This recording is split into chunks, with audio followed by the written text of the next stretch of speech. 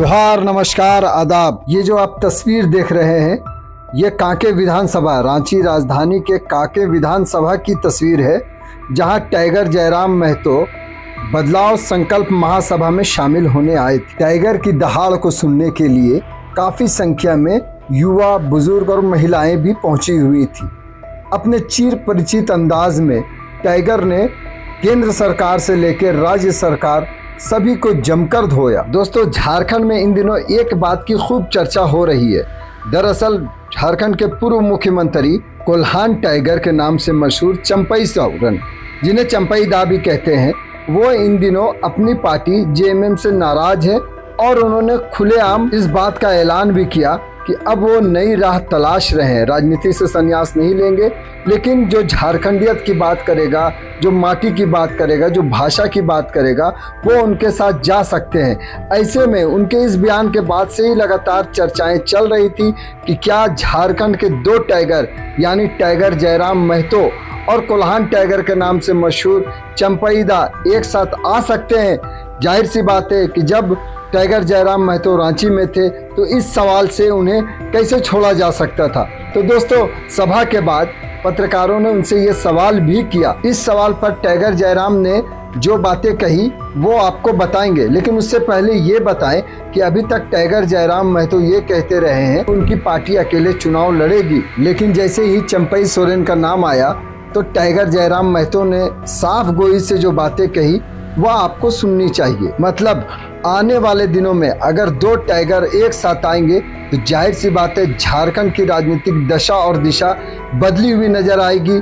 जो यहाँ पुरानी पार्टियां हैं, चाहे वो भाजपा हो, आजसू हो, कांग्रेस हो, जेएमएम हो, इनको कहीं ना कहीं इससे बहुत ही तनाव हो सकता है, क्योंकि टाइगर जयराम का जो ग्राफ है, जो उनकी लोकप्रियता है, वो दिनों दिन और बढ़ती जा रही है। ऐसे में अगर चंपई दा इनके साथ आते हैं तो निश्चित रूप से झारखंड की एक अलग तस्वीर राजनीतिक मामले में आपको नजर आ सकती है। भाजपा नेता और असम के मुख्यमंत्री हिमंता बिस्वा शर्मा के चाय के ऑफर को उन्होंने स्वीकार किया और नए अंदाज में, अपने अंदाज में उन्होंने दावत भी दी। कहा चाय नहीं, माड़ भात खाएंगे। अपने इसी अंदाज के लिए लोगों का चहेता बन चुके टाइगर जयराम महतो आज उन्होंने कई गंभीर बातें भी कही। पत्रकारों के सवालों का जवाब देते हुए सभा के बाद उन्होंने जहां विधानसभा चुनाव को लेकर बात कही, वहीं उन्होंने सुदेश महतो को लेकर भी बड़ी बात कह दी। दरअसल यह आरोप लगाया जाता रहा है कि टाइगर जयराम महतो सुदेश महतो की राजनीति को खत्म करने आए हैं। उन्होंने बहुत ही शानदार तरीके से अपने अंदाज में इसका जवाब भी दिया। वहीं उन्होंने सिल्ली विधानसभा से चुनाव लड़ने वाले प्रत्याशी को भी इशारों में उनका नाम क्लियर कर दिया। दरअसल लगातार ये चर्चा हो रही है कि देवेंद्र नाथ महतो का टिकट इस बार सिल्ली विधानसभा से उनको नहीं दिया जा सकता है। उनकी जगह पर जेएमएम के पूर्व विधायक, जो जेएमएम से में रहे, अमित महतो को टिकट दिया जा सकता है। इस संबंध में टाइगर जयराम ने खुलेआम कहा कि हाँ, उनकी अमित महतो से बातचीत होती है, लेकिन टिकट देने के संबंध में उन्होंने बहुत ही अलग अंदाज में एक बात कह दी। उन्होंने कहा कि देवेंद्र नाथ महतो चाहे तो हटिया, रांची, कहीं से भी चुनाव लड़ सकते हैं, मगर साथ में उन्होंने ये भी कहा कि ये निर्णय उन्हें ही लेना है। दरअसल आज बदलाव संकल्प महासभा में देवेंद्र नाथ नहीं पहुंचे थे। पार्टी के उपाध्यक्ष के नहीं पहुंचने पर जब जयराम महतो से सवाल किया गया तो उन्होंने भी कहा कि उनसे कोई संपर्क नहीं हो पा रहा है। उन्होंने खुद भी फ़ोन किया था। मालूम हो कि लगातार जेबीकेएसएस में, जेएलकेएम में आपसी टूट की बातें भी सामने आ रही है। हालांकि टाइगर जयराम महतो ने स्पष्ट कर दिया कि देवेंद्र नाथ चुनाव लड़ेंगे, लेकिन कहां से लड़ेंगे ये निर्णय उन्हीं को करना है।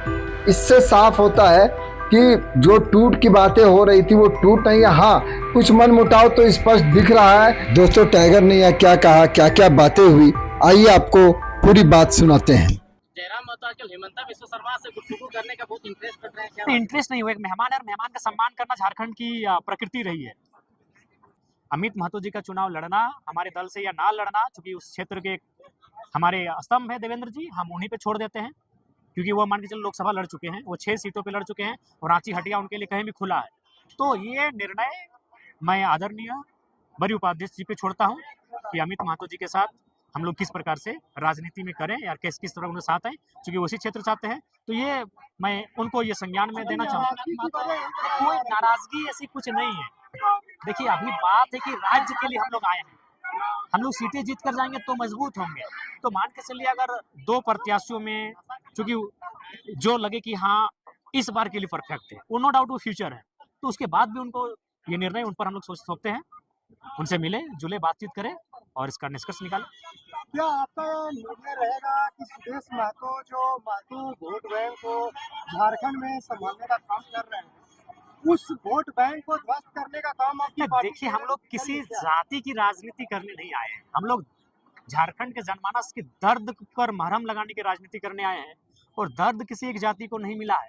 परीक्षा में बैठने वाले छात्र एक जाति के नहीं होते हैं, विस्थापन होने वाले लोग एक जाति के नहीं होते हैं, नौकरियों में धक्का खाने वाले लोग एक जातियों के नहीं होते हैं, पारा शिक्षक एक जाति के नहीं हैं, आंगनबाड़ी की सेविकाएं एक जाति के नहीं हैं, स्वास्थ्य कर्मी एक जाति के नहीं हैं, सहायक पुलिस कर्मी एक जाति के नहीं हैं।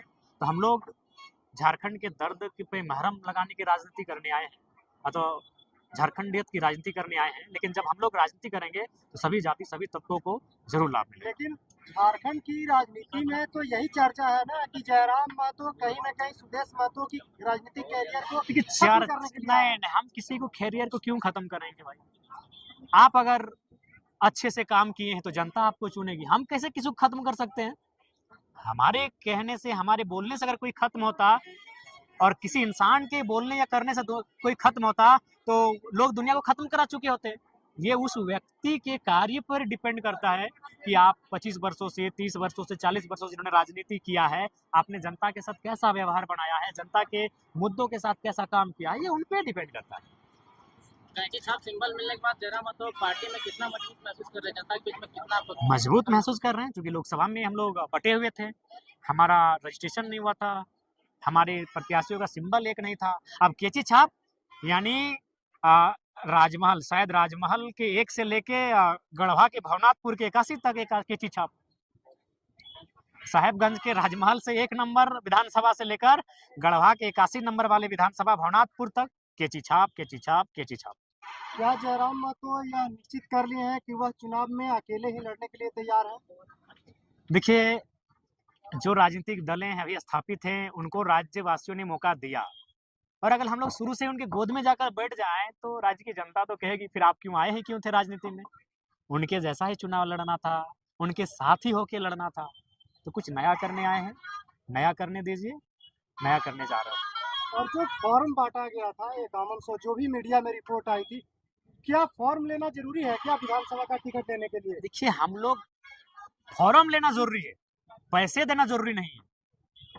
फॉर्म लेना आवश्यक है, फॉर्म भरना आवश्यक है, अपना विवरण देना आवश्यक है, अपनी जानकारी देना आवश्यक है। जैसे परीक्षार्थी फॉर्म भरते हैं किसी नौकरी को पाने के लिए, विधायक जो बनेंगे उन्हें फॉर्म भरना हो। हम लोग नए पैटर्न के साथ आए हैं। आप ही ना कहते हैं पढ़े लिखे लोग कि क्लर्क बनने के लिए परीक्षा देना पड़ता है, आवेदन करना पड़ता है, और अनपढ़ लोग विधायक बन जाते हैं और राज्य को चलाने लगते हैं।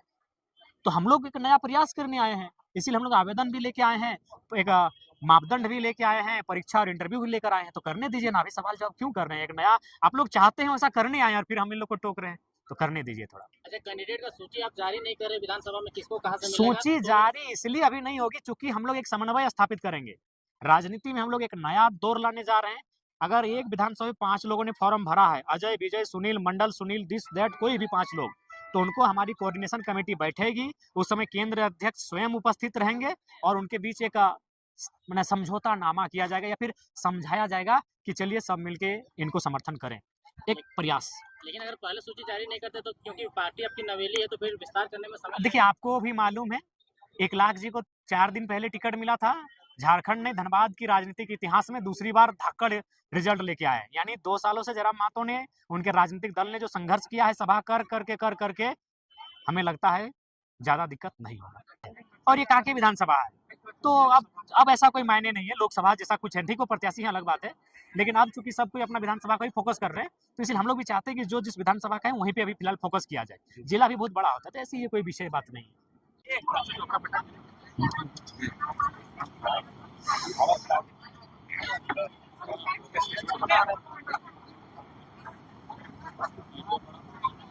जयराम जी कांके विधानसभा क्षेत्र में आज प्रोग्राम कर रहे थे, यहाँ पर भी विस्थापन का दर्द बढ़ा है, क्या कहना चाहेंगे? बिल्कुल हमें लगता है यहाँ तो विस्थापन का दर्द बिल्कुल अनगिनत है। यहाँ के रग रग में विस्थापन है, यहाँ के पग पग में विस्थापित लोग हैं। और मुझे लगता है कि झारखंड राज्य अलग करने की लड़ाई ये लोग आज भी लड़ रहे हैं। बेशक झारखंड राज्य अलग हो चुका है, धरती आबा बिरसा मुंडा की जन्मतिथि 15 नवंबर सन 2000 को झारखंड राज्य अलग हो चुका है। लेकिन अगर कांके क्षेत्र की मैं बात करूं तो यहाँ के लोग झारखंड अलग राज्य की लड़ाई आज भी लड़ रहे हैं, क्योंकि झारखंड अलग राज्य की लड़ाई थी जमीन बचाने की लड़ाई, अपने जमीनों के संरक्षण की लड़ाई।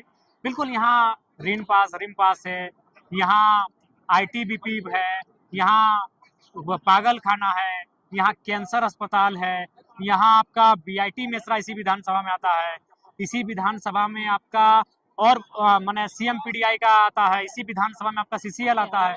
हमको लगता है 12 या 13 उद्योग ऐसे हैं इस विधानसभा के अंतर्गत आते हैं और वहाँ लोग विस्थापन की लड़ाई आज भी लड़ रहे हैं और बहुत ही मतलब कष्टकारी स्थिति में लड़ रहे हैं। इसीलिए मैंने कहा कि इस क्षेत्र के लोग झारखंड अलग तो हो चुका है लेकिन अलग राज्य की लड़ाई के तर्ज पर आज भी लड़ रहे हैं। ये दुर्भाग्य है, अलग झारखंड राज्य में इनके साथ ये व्यवहार, ये दुर्व्यवहार, ये दुर्भाग्य है।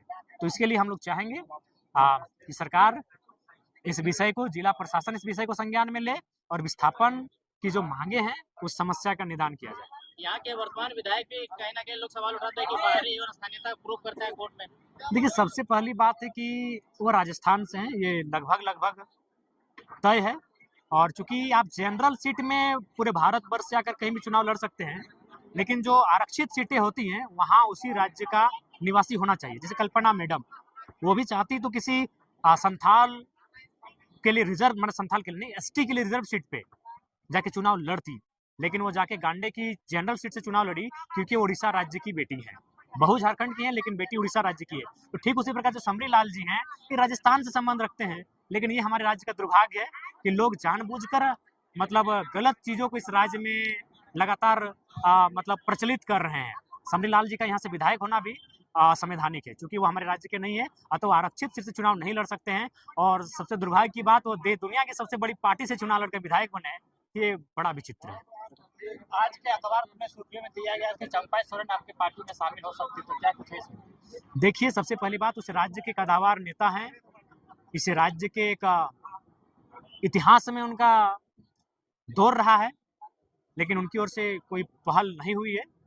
अगर ऐसी पहल होगी तो हम लोग बैठकर उस पर जरूर चर्चा करेंगे, लेकिन अभी ऐसी कोई बात नहीं हुई। जयराम जी, जिस तरह से हमेशा देखा जाता है कि देवेंद्र जी कहीं पर भी अगर सभा होती है तो आते हैं, लेकिन आज यहाँ पर नहीं आए, क्या कारण? देखिए, ये तो उनका निजी कारण हो सकता है, क्योंकि मैंने आकर पूछा कि भाई नहीं आए हैं, तो उन्होंने कहा नहीं, हम लोग टेलीफोन किए, लेकिन मैंने भी फोन किया उनको। उनका 9431 और 9470 दोनों नंबर स्विच ऑफ है। और ऐसा मालूम हुआ कि उन्होंने एक नया सिम लिया जो उनके 4-5 लोगों तक ही सीमित है। तो मैंने ताकि दोनों जिला अध्यक्ष से पूछा, युवा मोर्चा के भी अध्यक्ष से पूछा और मैन मोर्चा के भी अध्यक्ष से पूछा कि हमारे बड़ी उपाध्यक्ष नहीं है, तो उन्होंने कहा कि नहीं, उनसे हम लोग टेलीफोनिक बात ही नहीं हो पाई है और विशेष कुछ नहीं है। सारा ऑफ है, 9431 भी नहीं, मैंने खुद फोन किया। अगर अभी ऑन है तो हो सकता है, लेकिन मैंने खुद फोन किया कि अगर बाय द वे इनसे छूटा है तो हम खुद उनको कहेंगे क्या भाई है, लेकिन बातचीत नहीं हुई। ऐसा कोई बात नहीं है, क्योंकि देखिए अब वो विधानसभा का समय है। हाँ, जी बिल्कुल, पारा शिक्षक में 95% ज्यादा लोग झारखंडी हैं। और अगर झारखंड के पारा टीचर मजबूत होंगे, यानी झारखंड का एक परिवार मजबूत होगा, उसकी आर्थिक स्थिति मजबूत होगी। और जो लोग सिस्टम को खोखला करने के लिए आए हैं, वो नहीं चाहेंगे कि झारखंड का कोई परिवार मजबूत हो। इसलिए देखिए, आज जहाँ प्रोफेसर बनते हैं, जहाँ की तनख्वाह 1.5 लाख, 2 लाख, 2.5 लाख है, वहाँ झारखंडी नहीं है, तो वहाँ कोई बात नहीं होता। PGT में ओपन टू ऑल कैटेगरी में धड़ल्ले से बाहर के लोग आते हैं, वहाँ कोई बात नहीं होता। लेकिन जब पारा शिक्षक की बात आती है, तब देखते हैं मौन साध लेते हैं। 24 सालों से ये मानना होगा आपको कि राज्य की शिक्षा व्यवस्था की रीढ़ है। वो शिक्षक हो के उन्होंने, हमें लगता है, बहुत सारा काम किया। कभी दवा भी बांटे, तो कभी जनगणना भी किया। तो जनगणना तो खैर करते हैं शिक्षक, लेकिन उसके अलावा भी बहुत सारे ऐसे काम किए जो शिक्षकों का नहीं था। तो नो डाउट 24 साल से झारखंड की शिक्षा की जो रीढ़ है उसको थाम कर बैठे हैं पारा शिक्षक। क्या सिल्ली के पूर्व विधायक अमित कुमार महतो आपके संपर्क में है क्या? देखिए, संपर्क में है, बातचीत होती है। अगर वो हमारे राजनीतिक दल से आएंगे तो मैं, चूंकि बड़ी उपाध्यक्ष जो हमारे बड़े भाई देवेंद्र जी हैं उसी क्षेत्र से हैं, तो मैं ये निर्णय उन पर छोड़ देता हूँ। मैं आज मीडिया के माध्यम से